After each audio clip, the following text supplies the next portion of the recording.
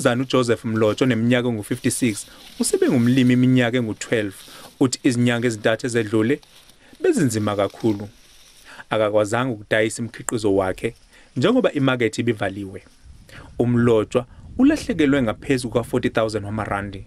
Namuhla uthole imali engu-35,000 rands ephuma kuhulumeni ezomlekelela.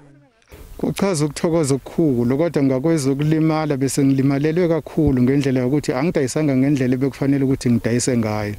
Futhi ngaze ngatshela ukuthi mhlambe ke sekuphelile ke ngami ngokulima kodwa ngoba manje nakho kumnyango futhi usuphinda futhi ukhipha uxhaso njenganalolu ngisazoqhubeka futhi nokulima ngitshale futhi. Bangaphezulu kwa-2,000 abalimi abazothola lo mhlomulo. Njengoba bekukhona amafomu abegcwaliswa, abantu bebegcwaliswa izidingo zabo ngokwezidingo zabo. Bekuthina ke esikwenzile ukuthi le voucher sibanika yona ikhulumisana lezo isidingo. Uma umuntu ethe hayi ngicela imbewu noma ngicela isikhuthazi noma ngicela into yokunisela, sikunikezela ivoucher ezokwazi ukuthi ukwazi ukuyothenga leyo into oyicelile. Hayi ukuthi thina njenge department sidecide ukuthi hayi namhlanje sokunika u5 rand noma ungawenza noma yini, asikwenzanga kanjalo. Abalimi abahlomulile, abalimi bemfuyo, izithelo kanye nezitshalo.